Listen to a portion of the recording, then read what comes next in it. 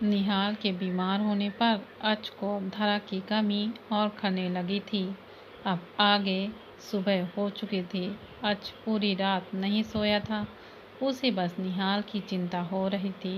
उसने निहाल का बुखार चेक किया तो उसमें कोई गिरावट नहीं आई थी। लेकिन अच्छी बात यह थी कि अभिनव उस डॉक्टर को लेकर आ गया था जिस डॉक्टर को अच ने फौरन से बुलाया हुआ था। अभिनव जल्दी से उस डॉक्टर को अच के रूम में निहाल के पास लेकर आया। उसने घबराते हुए कहा, डॉक्टर जल्दी से मेरे प्यारे भतीजे को ठीक करिए। मैं उसे ऐसी हालत में नहीं देख सकता। उसकी बात सुनकर डॉक्टर ने अपनी गर्दन हाँ में हिला दी और उसको दिलासा देते हुए कहा, don't worry mister Abhinav, everything will be okay. आज अभी वहाँ नहीं था। वो कुछ ज़रूरी काम से कहीं गया हुआ था। उस डॉक्टर ने निहाल का चेकअप करने के बाद उसकी रिपोर्ट देखी, लेकिन उसकी रिपोर्ट बिल्कुल नॉर्मल थी। इस बात से डॉक्टर भी हैरान था। वो डॉक्टर निहाल के पास बैठकर उसकी रिपोर्ट देख रहा था कि तभी निहाल ने फिर से बंद आंखों के साथ कहा, एंजल तुम कहाँ हो एंजल, तुम अब मुझसे मिलने क्यों नहीं आते। उसकी बात डॉक्टर ने ध्यान से सुनी और उसके बाद अभिनव की तरफ देख कर कहा, हु इज दिस। एंजल। अभिनव ने भी निहाल के मुंह से यह सब ध्यान से सुना था जो अभी उसने कहा था। अभिनव ने थोड़ी देर उसके बारे में सोचा और फिर उसको याद आया कि एक बार निहाल एंजल के बारे में उसको बता रहा था, लेकिन वो उसको अच्छे से नहीं जानता था। उसने डॉक्टर की बात का जवाब देते हुए इंग्लिश में कहा, डॉक्टर मैं एंजल को तो नहीं जानता, लेकिन मुझे इतना पता है कि वो निहाल की दोस्त है। उसकी बात सुनकर डॉक्टर ने थोड़ी देर के लिए कुछ सोचा और फिर निहाल को देखकर कहा, मुझे ऐसा लगता है कि ये बीमार उसकी ही वजह से हुआ है। उसकी वजह से? मैं कुछ समझा नहीं। डॉक्टर अभिनव को ना समझते हुए कहा, देखिए मिस्टर अभिनव, बात यह है कि निहाल की सारी रिपोर्ट्स नॉर्मल है। उसको बुखार तो है, लेकिन उसको अंदर से कोई प्रॉब्लम नहीं है। इसलिए हम इस चीज़ को इसके मानसिक संतुलन से जोड़कर देख सकते हैं, क्योंकि ये नींद में किसी एंजल को पुकार रहा है, तो हो सकता है कि ये उस एंजल के बारे में कुछ ज़्यादा ही सोच रहा है और ज़्यादा सोचने की वजह से इसके छोटे से दिमाग पर ज़्यादा असर पड़ रहा है और जिसका असर उसकी बॉडी के लिए भी हानिकारक है। इसलिए मुझे ऐसा लगता है कि इसको भी ये पुकार रहा है। उसको आपको एक बार उसको मिलाना पड़ेगा या उसे बुलाना चाहिए, क्योंकि क्या पता उसको देखकर ये ठीक हो जाए। डॉक्टर ने कहा तो अभिनव सब कुछ समझ गया। उतने में ही अच भी वहाँ आ गया। अभिनव और डॉक्टर ने अच की पूरी बात समझा दी। अच को भी ये ठीक लगा, क्योंकि निहाल रात को भी उसी लड़की को पुकार रहा था जिसकी वजह से अच भी परेशान हो गया था। इसलिए अब उसको निहाल को उस लड़की के घर लेकर जाना ही होगा। यह सोचते हुए अच ने निहाल को अपनी गोद में उठा लिया। अभिनव ने हैरानी से पूछा, भाई हमें उस लड़की को यहीं बुला लेना चाहिए। इस तरह से निहाल को उसके पास ले जाना ठीक होगा क्या? मैं अपने बेटे को जल्द से जल्द ठीक करना चाहता हूँ। इसके लिए मैं कोई भी रिस्क नहीं ले सकता। अगर उस लड़की ने यहाँ आने से मना कर दिया तो? अभिनव भी अच की बात समझ गया। कुछ देर बाद अभिनव और अच दोनों कार में थे। अभिनव ने अच को देखा जो निहाल को बड़े प्यार से पकड़ कर बैठा हुआ था। वो उसके चेहरे को बहुत अच्छे से निहार रहा था। अच की आंखों में आज निहाल के लिए साफ साफ प्यार दिखाई दे रहा था और उसे खोने का डर भी। अभिनव कार चला रहा था। तभी उसने कार चलाते हुए कहा, भाई हम आ तो गए हैं, लेकिन हमें जाना कहाँ है? मुझे तो उस लड़की के घर का पता भी नहीं। मैं किसी को पता करने के लिए बोल देता हूँ। नहीं, उसका घर निहाल के स्कूल के आगे ही है। पता करने की कोई ज़रूरत नहीं है। स्कूल के आगे? उसके बाद अब अभिनव ने अच की तरफ अपनी आंखें छोटी करके देखा। उसके इस तरह से देखने पर अच ने उसको गुस्से से कहा, मुझे निहाल ने ही बताया था। मुझसे उससे मिलाने की जिद कर रहा था, लेकिन मैंने उसे मना कर दिया। अच्छा, तो ऐसी बात है, अभिनव ने ड्राइव करते हुए कहा। कुछ ही देर में अभिनव, अच और निहाल तीनों वहां पहुंच गए। अच ने उस घर की तरफ देखा और अभिनव को सुहानी से मिलने की परमिशन लेने के लिए भेजा, लेकिन वहां की सिक्योरिटी कुछ ज़्यादा ही हाई थी। उन्हें बिना परमिशन के अंदर जाने नहीं दिया जाएगा। इतनी हाई सिक्योरिटी? लेकिन भाई, ये घर किसका है? हम किसके घर आए हैं? अच बिना भाव के बोला। अफकोर्स, निहाल की इंजन का घर। तो ये घर भी तो उसका ही होगा, अच ने चिढ़ते हुए कहा। तो अभिनव ने उसकी बात का जवाब दिया। यार भाई, आप तो सच में बहुत स्मार्ट हैं।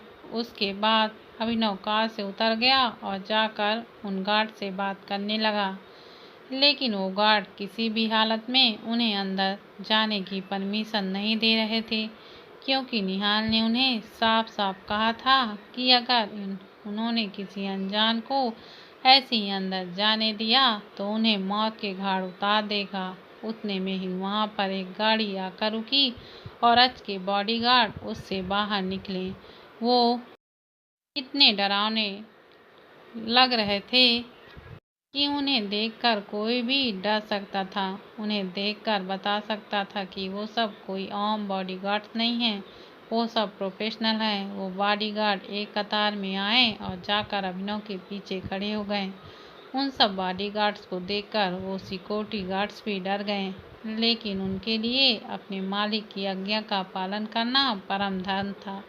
इसलिए उन्होंने थोड़ा डरते हुए अभिनव से कहा, देखिए साहब, हम अपने सर की अनुमति के बिना आपको अंदर नहीं जाने दे सकते, और वैसे भी आपको आज साहब नहीं मिलेंगे, क्योंकि वो यहाँ नहीं है। वो कुछ काम से बांग्लादेश गए हुए हैं। उस सिक्योरिटी गार्ड की बात सुनकर अभिनव ने चिढ़ते हुए कहा, देखो, हमें तुम्हारे बॉस से कोई काम नहीं है, हमें तो बस एंजल से मिलना है। एंजल? ये एंजल कौन है? उन बॉडीगार्ड्स ने हैरानी से एक दूसरे की तरफ देखा और फिर से अभिनव की तरफ देखकर कहा, यहाँ पर कोई एंजल नहीं रहती, यहाँ पर सिर्फ सुहानी मैम और हमारे साहब रहते हैं। मतलब वही तुम्हारी सुहानी, वही निहाल की एंजल है, हमें उनसे ही मिलना है। अभिनव ने अपनी बात कहते हुए कहा। जैसे ही अभिनव ने सुहानी से मिलने की बात की, वो दोनों गार्ड्स और भी ज़्यादा डर गए, क्योंकि उन्हें अच्छे से पता था कि उनके सर सुहानी मैम को लेकर कितने प्रोटेक्टिव हैं। वो उन्हें किसी से मिलने और बात करने नहीं देते, और जब भी सुहानी कहीं बाहर जाने को कहती है तो उनको जाने से मना कर देते हैं। उन्हें भी यह चीज़ काफ़ी ज़्यादा अजीब लगती थी, क्योंकि सुहानी कोई छोटी बच्ची नहीं थी जो कहीं खो जाएगी, लेकिन वो अपने सर से कोई सवाल नहीं कर सकते थे। अगर साहिल ऐसा कर रहे हैं तो उनके पीछे ज़रूर कुछ बात होगी। और आज सुहानी से मिलने इतने सारे लोग आए थे, उन सिक्योरिटी गार्ड्स की हवा टाइट हो गई। उनमें से एक ने साहिल से बात करने के लिए अपना फ़ोन निकाला और उसको फ़ोन मिलाया, लेकिन साहिल का फ़ोन नॉट रीचेबल आ रहा था। उन्हें अब दोनों तरफ अपनी मौत दिखाई रही थी। उनकी हालत ऐसी थी कि आगे कुआं और पीछे खाई। अपने सामने उन बॉडीगार्ड्स को देखकर वो काफ़ी ज़्यादा डरे हुए थे। वैसे तो उनके पास भी काफ़ी ज़्यादा बॉडीगार्ड थे। अगर उन्होंने लड़ाई करने का सोचा तो उनके पास भी कम बॉडीगार्ड्स नहीं थे, लेकिन अपने सामने खड़े इन बॉडीगार्ड्स को देखकर उन्हें साहिल के बॉडीगार्ड्स के ऊपर तरस आ रहा था। आज अंदर निहाल को पकड़कर बैठा हुआ था। इतनी देर लगने की वजह से उसका दिमाग फटा जा रहा था। उसका गुस्सा लगातार बढ़ता जा रहा था। तभी वो भी निहाल को अपने हाथ में उठाए बाहर आ गया। अपने भाई को आता हुआ देखकर अभिनव ने उन गार्ड्स की तरफ देखकर कहा, देखो हमारा उनसे मिलना बहुत ज़रूरी है। अगर तुम प्यार से मानते हो तो ठीक है, वरना हम तुम्हें मारने पीटने के लिए भी तैयार हैं। लेकिन मैं यही चाहूँगा कि तुम आराम से मान जाओ, क्योंकि तुम्हारे भी बीवी बच्चे होंगे और तुम नहीं चाहोगे कि वो अनाथ होकर जिएं। अभिनव की बात सुनकर वो दोनों सिक्योरिटी गार्ड्स घबरा गए।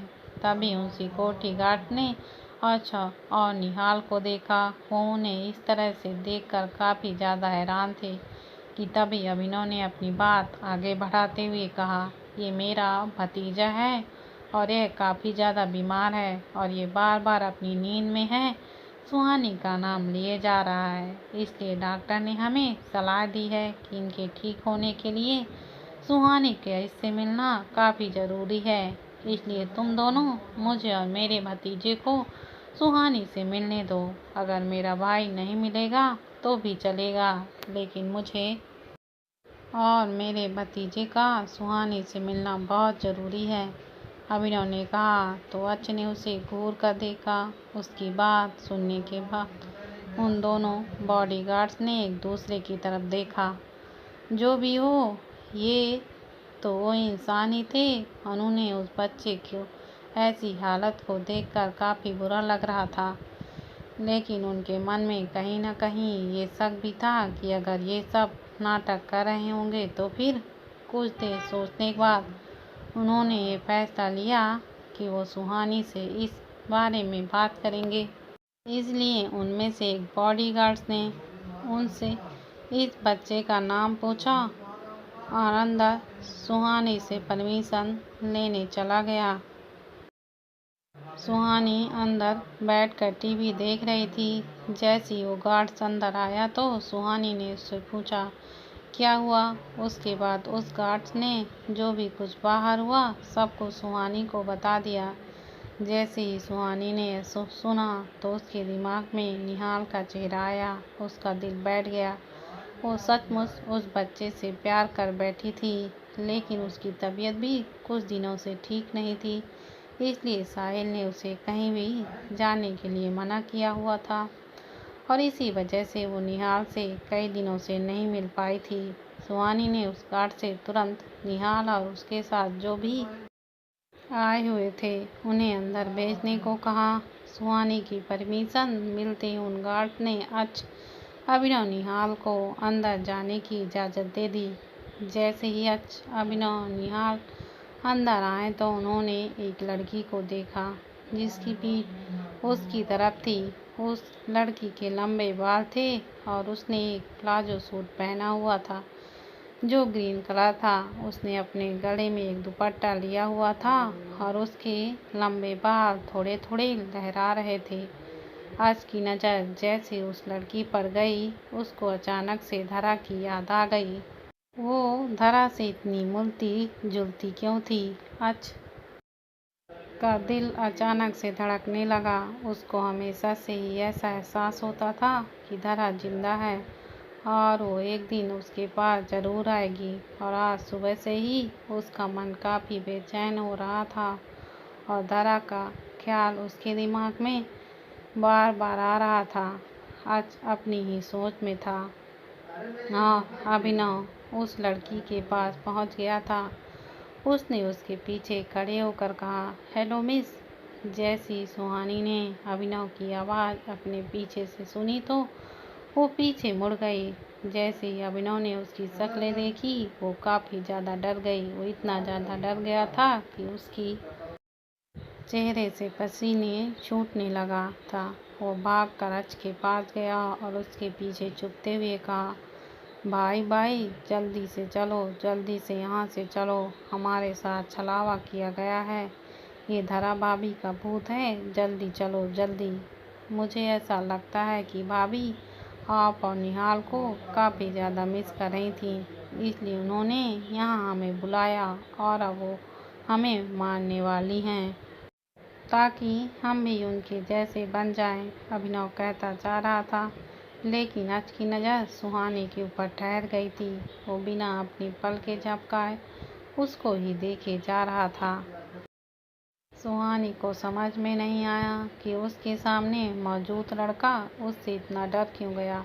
अभिनव सुहानी को चुप चुप कर देख रहा था। जब सुहानी की नज़र अच पर गई तो उसकी सांसें अचानक से थम गईं। उसको समझ में नहीं आ रहा था कि अपने सामने खड़े आदमी को देखकर उसको अपनापन क्यों महसूस हो रहा है।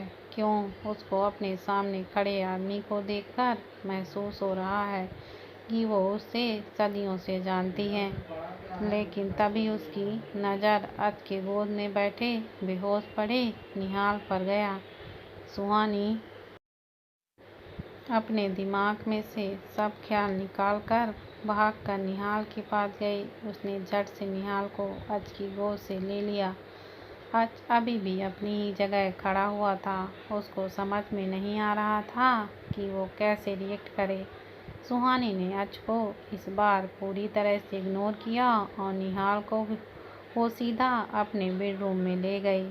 जब सुहानी निहाल को अपने साथ ले गई और अच की नज़रों से गायब हो गई, तब जाकर अच अपने ख्यालों से बाहर आया और उसको अभिनव की आवाज़ सुनाई दी।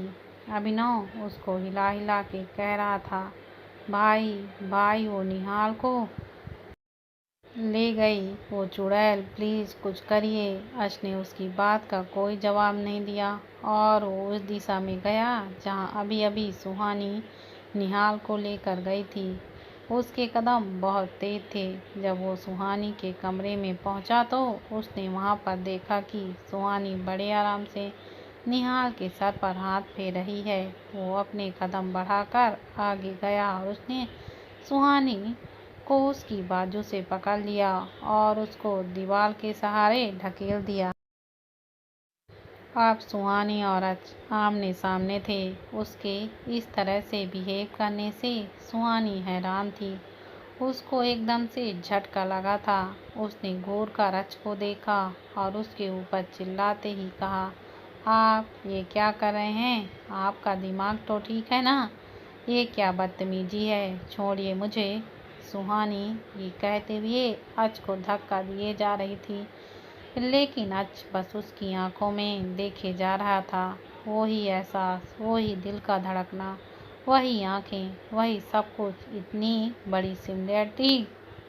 पहले तो अच को लगा कि उसके सामने खड़ी लड़की तरह की हमशक्ल है, लेकिन इतना कुछ एक जैसा होना तो नहीं हो सकता था। उसकी शक्ल ही नहीं बल्कि उसका सब कुछ धरा के बहुत ज़्यादा मिलता था। एक मिनट के लिए तो वो सब कुछ भूल भी सकता था, लेकिन उसका ये एहसास उससे इतना ज़्यादा कैसे मिल सकता था जैसे उसको धरा के करीब जाने पर महसूस होता था। ये उसकी धरा थी, उसकी धरा उसके साथ थी, उसके सामने।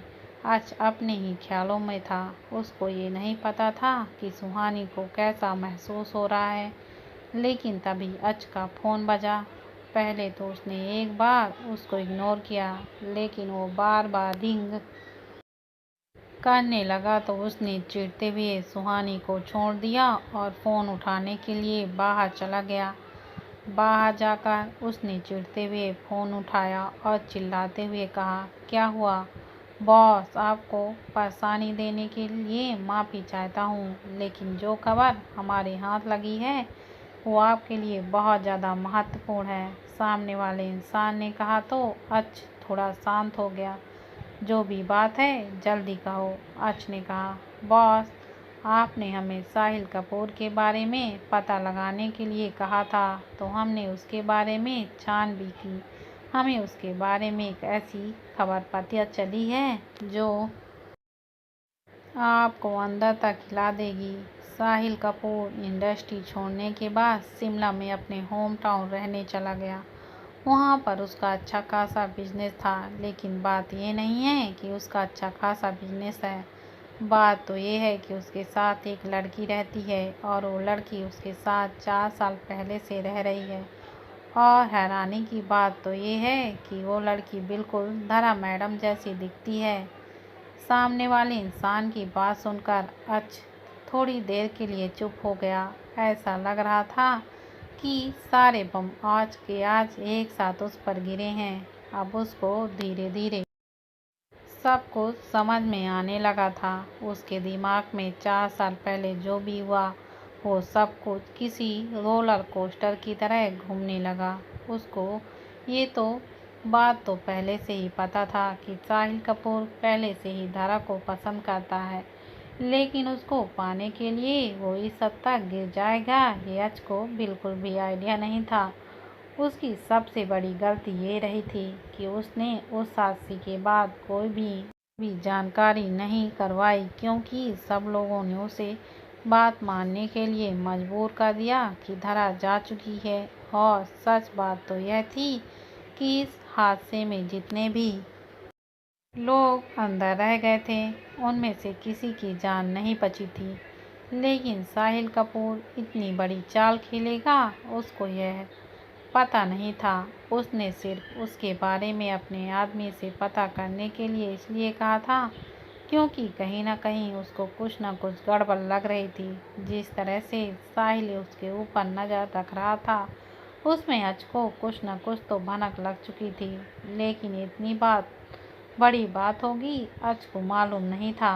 अचानक से अच की मुट्ठियाँ आपस में बंद हो गईं। उसकी हाथों की नसें भी दिखने लगी थी। उसने फ़ोन पर दोबारा से उस आदमी से कहा, और कुछ पता चला? नहीं बॉस, अभी तो हमें सिर्फ इतना ही मालूम पड़ा, लेकिन हमारी टीम अब भी जानकारी उसकी निकाल रही है। उस आदमी ने कहा, उसके होम टाउन शिमला जाओ और उसके बारे में वहाँ से सब कुछ इन्फॉर्मेशन निकाल कर लाओ। सच्चाई जानने के बाद आखिर अच निहाल साहिल का क्या हाल करेगा, यह जानने के लिए आगे की कहानी पर इसी तरह बने रहें। अगर आप लोगों ने अभी तक मेरे चैनल को सब्सक्राइब नहीं किया तो प्लीज़ चैनल को सब्सक्राइब करें और ज़्यादा से ज़्यादा इसे शेयर करें। धन्यवाद।